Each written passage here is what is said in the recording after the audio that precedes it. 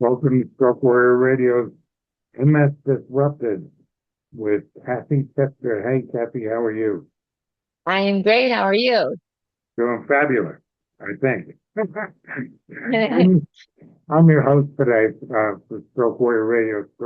I'm a stroke survivor advocate and founder of Stroke Warrior Radio, where we amplify survivor voices, share real recovery conversations, and remind you that you're not alone on this journey. If this is your first time listening to mine and Kathy's show, welcome. If you're a returning listener, welcome back to the family. How are you doing?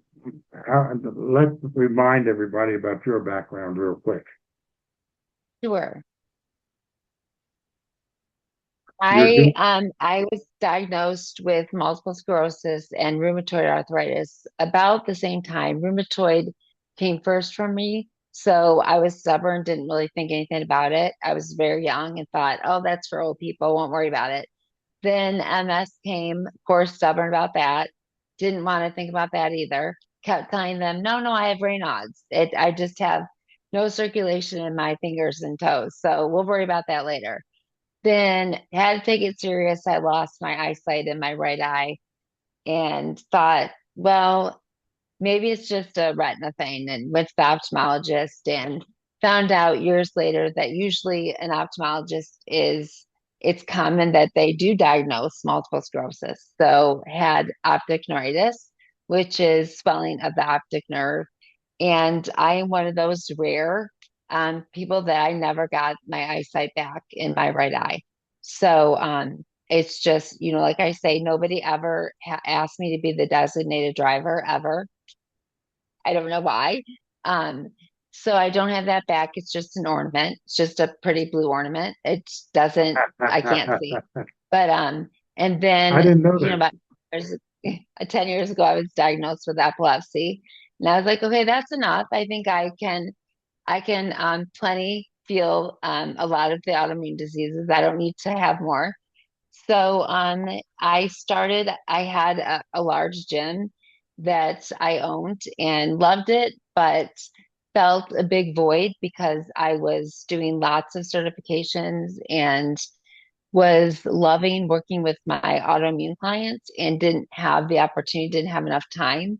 And when COVID happened, I made the choice to shut down the big gym. They were wanting to move to a second gym, and I was having a lot of anxiety because I didn't want to, and had to tell my clients that I was closing because my desire was to work with autoimmune stroke clients, anyone who had a brain injury, my Parkinson's clients, and really help with movement. Kind of after that physical therapy point, when what next, and how do we keep movement going?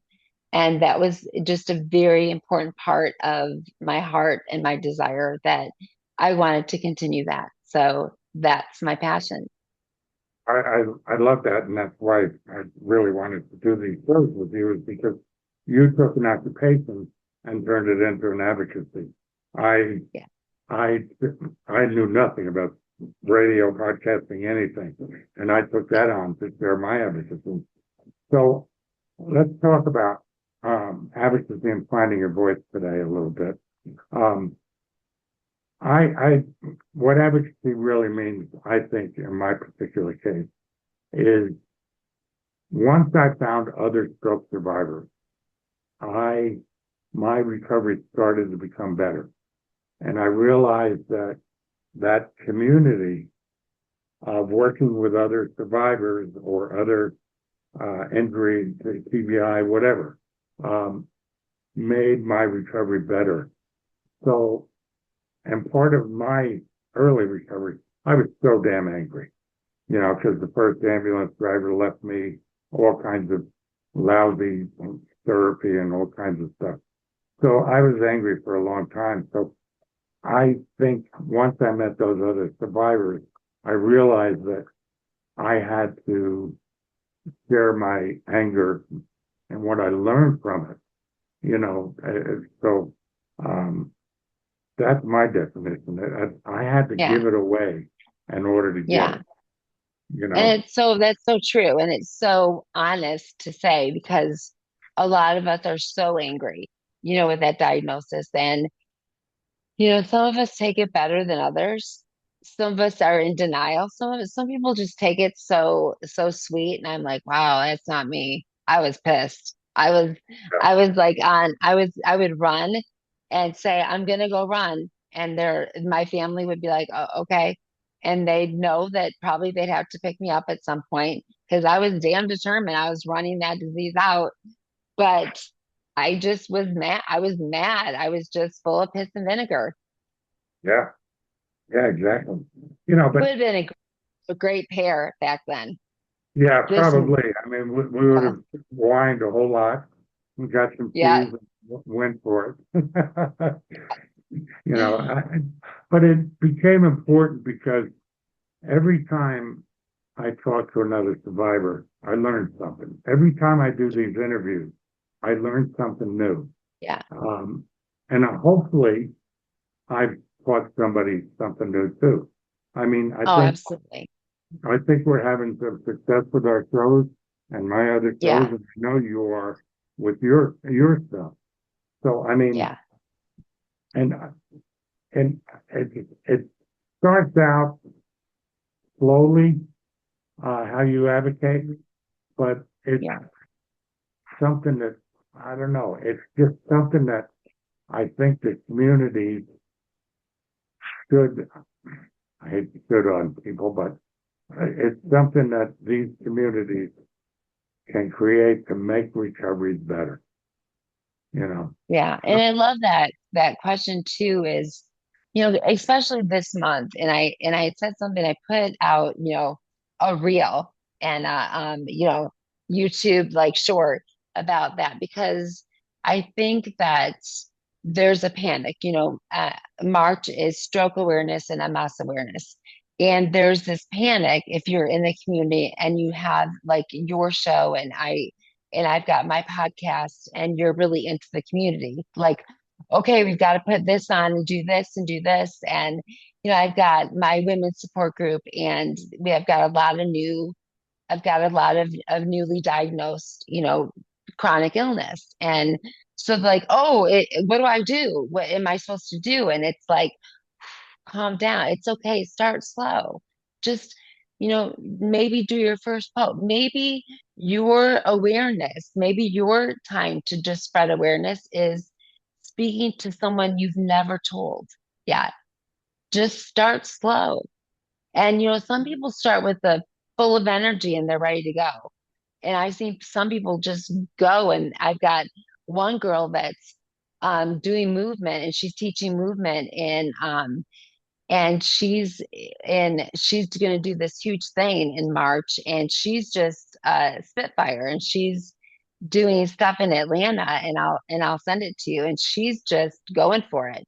But then others of us are not ready for that. We're still trying to figure out our voice and it's okay to make this month maybe to share with someone you haven't told yet that this is what I'm going through. This is the awareness I want to share with you that you may not know cognitively what this feels like.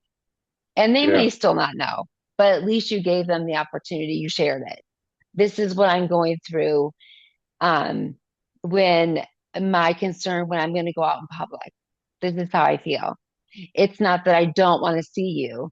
It's that I don't want to go out in public because I'm going to trip or fall or I just get depressed. And, yeah, something like that. I don't think it has to be so big. yeah. I think there's an element of self-trust involved that Mm, you know it's the old cliche: one door closes, another one opens, or right. you can't learn unless you make mistakes. That kind of stuff. Right. At some point, when I started all this, I had 97 deferrals. It was like, oh Right. my God, what have I gotten myself into? But once I started quietly going through it and seeing what I wanted to do, how to do it, it started to become easier. And Right. although I still don't have confidence in all that I do, with the radio.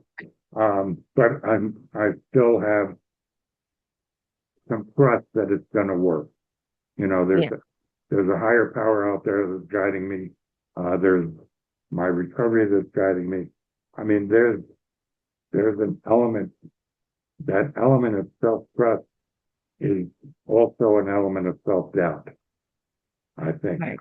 You know, Yeah. like you said, you don't want to go out and let somebody see you fall. Neither do I. Right. But Right. we go out anyway, don't we? Right. Exactly. I mean, I said to you before and said to others that, I didn't want to stop running. And, I can't do the things I did, but, I got used to, and I learned to joke around that my running friends call me Thumper. And I was like, they're not doing it because they're making fun of me. They're doing it because they love me and they don't want me to stop. So they would say, come on, Thumper, and let's go. And, that kept me going. And so, you got to learn to laugh at these things. Gosh, if you don't have a sense of humor with this, it's just about impossible, to keep going. Yeah. And I do think, when we're talking about, trusting, and I think, trusting the people, and advocating quietly, and, we sometimes we feel like we need to share, we need to share with this. We don't have to, because there's that trust that we need to have first. I mean, I think both of us can say that we've shared with the wrong person and thought, why did I share with that person? I didn't need to. And I think, or they've used it against us.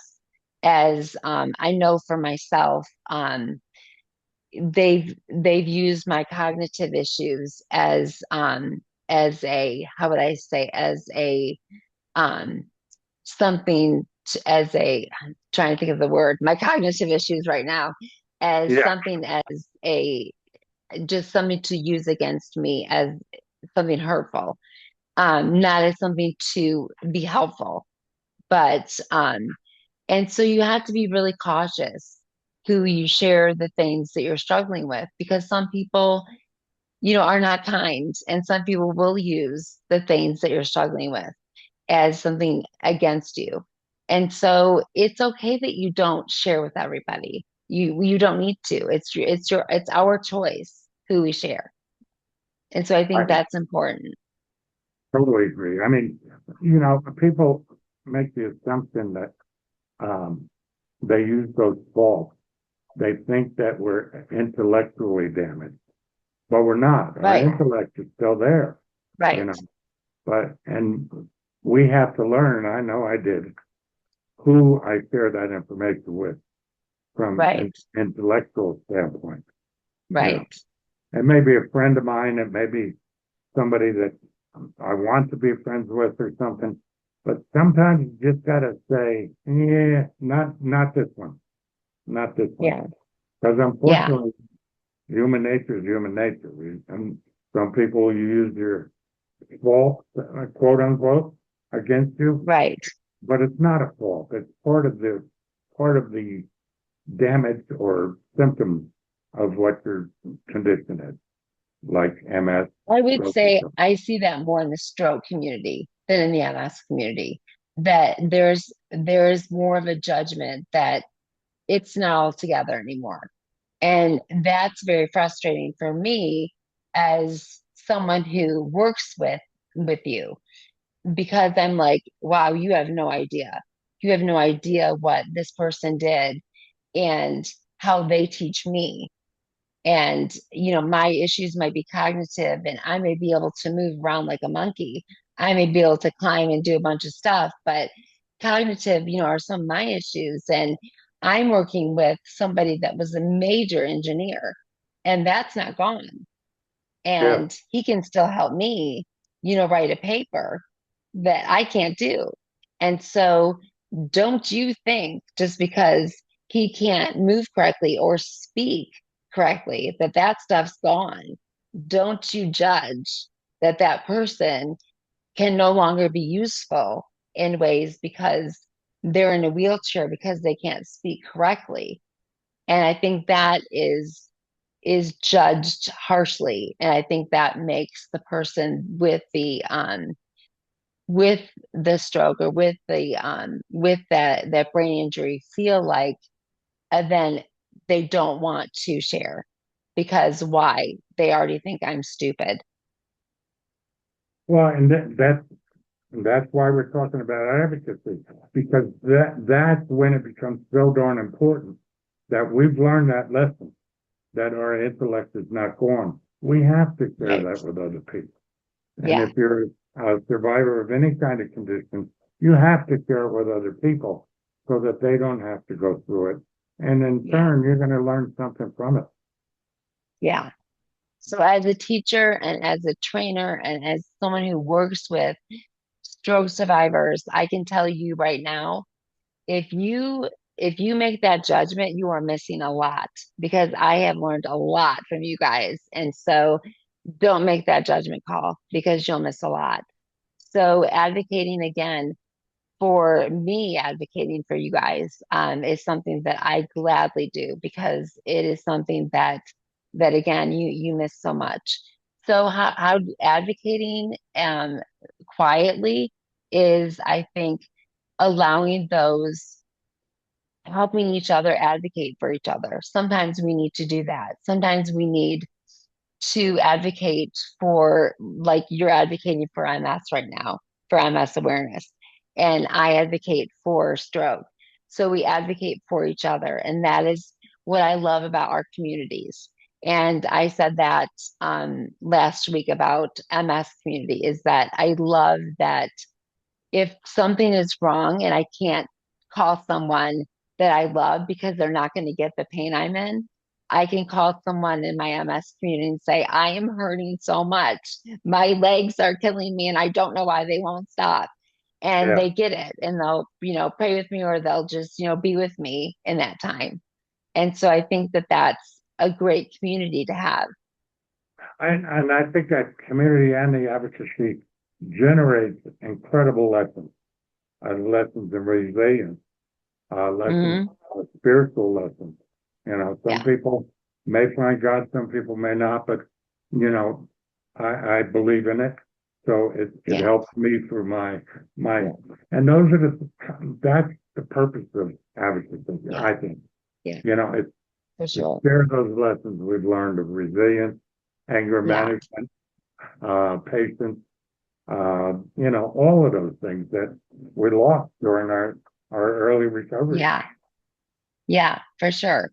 And yeah, I love that. And encouraging questions when you're advocacy, and I would say this, like when I went to, I was, I can't see, we already talked about I had my right eye, and I went to a neuro-ophthalmologist. And when you go to somebody like that and you're asking a question, and he said to me, "Why are you here?"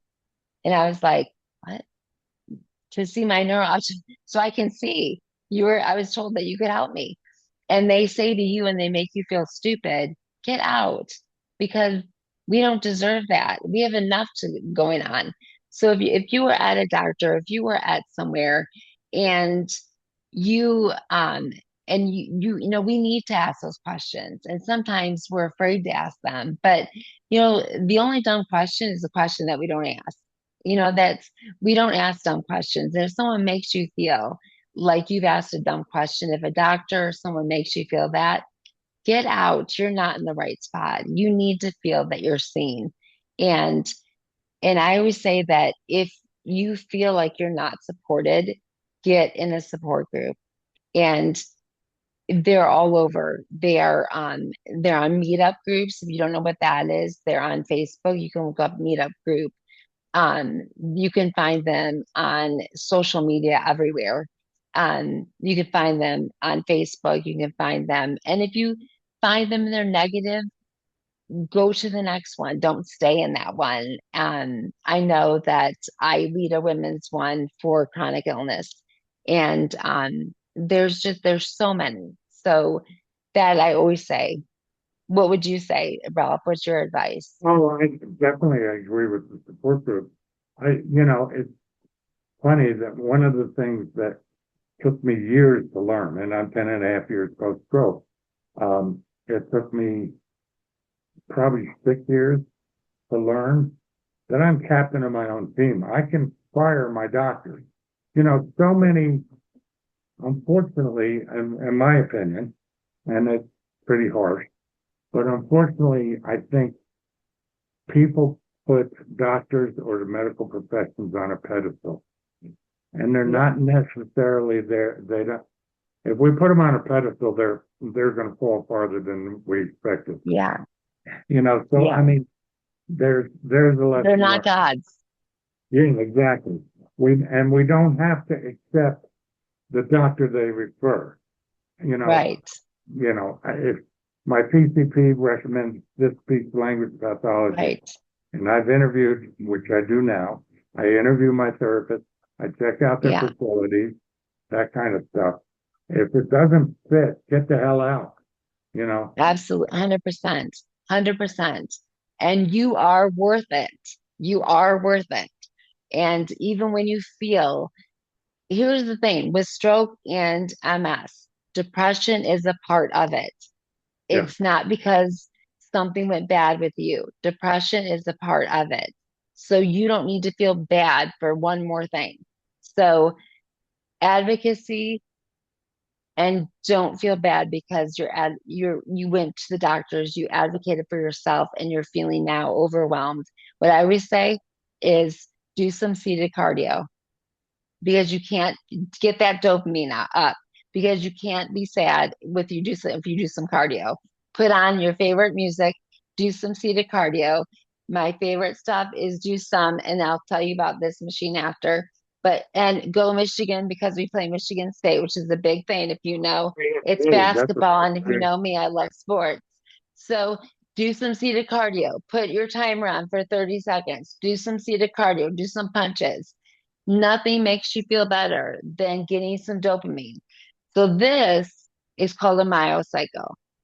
If you are a military veteran, you need to you get those. Okay. This is something with MS that you get. There's so many things. I'm doing big series on military veterans and so many things that you don't know that you are allowed to get. And so it doesn't come easy. You've got to petition, you've got to like everything. So it's really, I mean, think of this, you're advocating for yourself with doctors, and then you're advocating the VA on top of that. So, I'm really liking the series I'm doing with, and we'll have to talk about it because it's not just MS, it's stroke, so it's really it's, cool thing. it's right before the horse. Is it self-advocacy that comes first or advocacy for others that comes first? Which one is it? I mean, Yeah. I had to learn to self-advocate because I found advocates for me. So, it's a double-edged sword, if you will. But Right. advocacy, no matter whether it's self or others, it's Right. gonna benefit somebody. And it's Right. usually Right. gonna benefit me. It's usually gonna benefit the person I talk to. If it's the slightest little thing that makes their recovery better, Right. we've succeeded. You know, 100%. you And know, I it's think, you know what? I did a thing on parenting, you know what? And I did it on this month because we feel guilty as parents. But you know what? I think I see the strength in my daughter with her little one because she's learned to advocate for her mom through the years. And I watch her go in with the strength of 10 moms, and she goes in when my little granddaughter is something's wrong, and she doesn't take any business. She just goes in and she knows how to advocate. So we're teaching people a lot when we do that. yeah. I'm glad you mentioned that. The advocacy can play such an important part in your medical appointment. I mean, Yeah. I had to learn to make a list of all the dumb questions I had, Yes. and because cognitive issues again.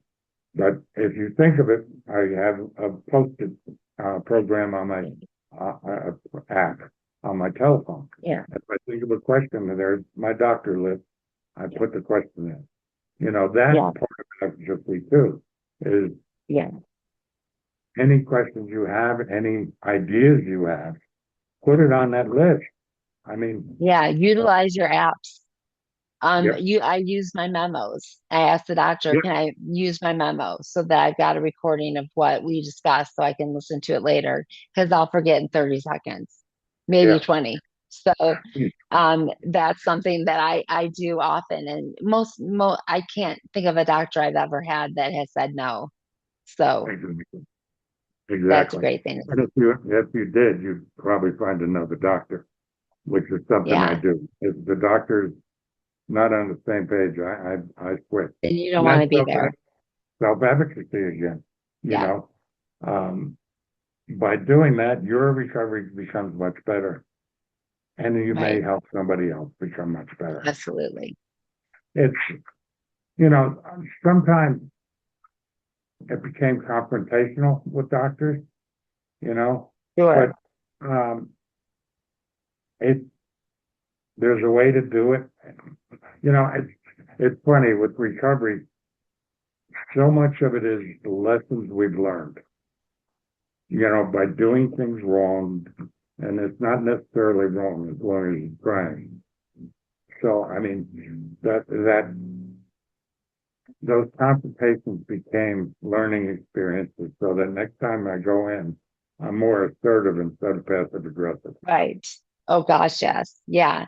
Oh, definitely the times that as in my younger years, not realizing that I could say no, that I could say, this isn't working for me. I'm not doing this, and I Yeah, would say, oh, okay, I guess I have to. They said, yep, learning that. So yeah, it becomes real important. I think we covered it.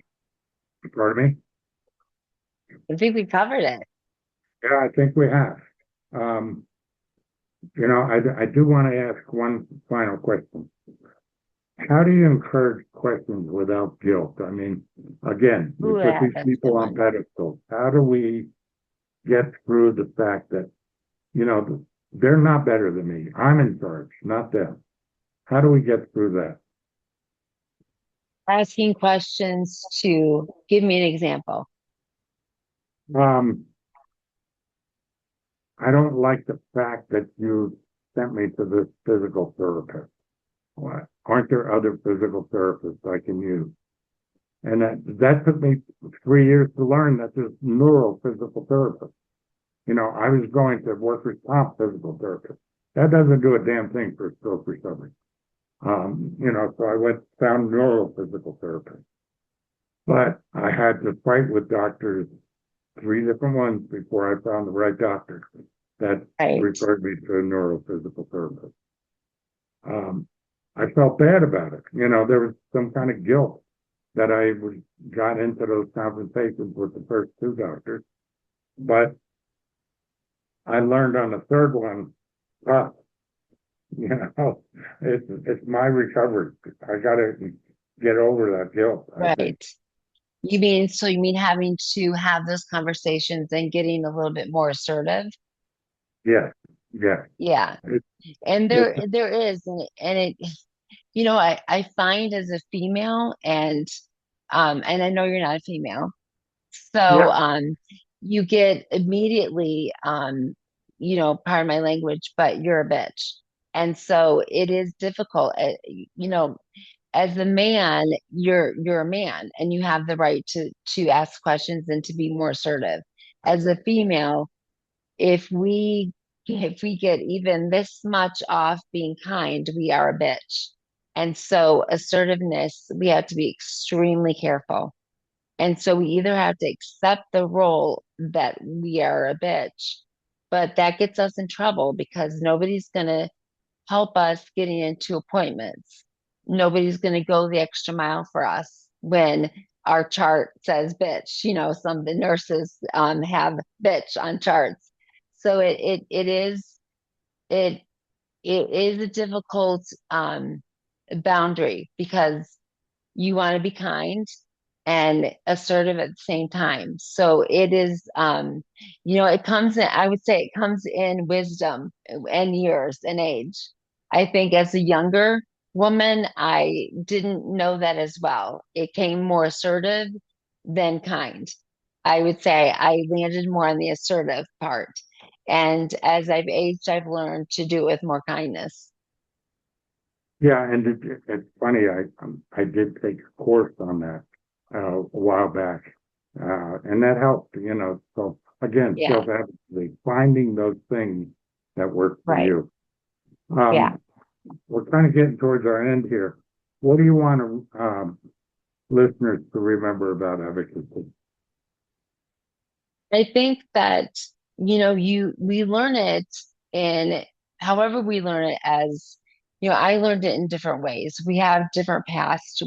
Our personalities are made up in so many different ways, how we were raised, the homes that we grew up in. My advocating started early. I grew up in an alcoholic home. I advocated for things like that. So advocating didn't seem abnormal to me. It kind of came natural. So, like what you said in the middle of this, sometimes we learn to advocate for others first. So we advocate for someone that's sick in our family. So we've started doing advocating before we knew that we were sick, right? So we may have a sick loved one that we've been advocating for. My son was autistic. So I was advocating him before all of that. So I was learning to advocate for things before I was advocating for myself. So when it came to me, then it was a transition. I think it's a different transition because for me, myself, it's much easier to advocate for others than it is for myself. I I really love to help others. And for myself, I'm like, I had to learn to care about myself as much and to get as assertive for myself. So I think we have to learn that. And so that's why I said you're worth it.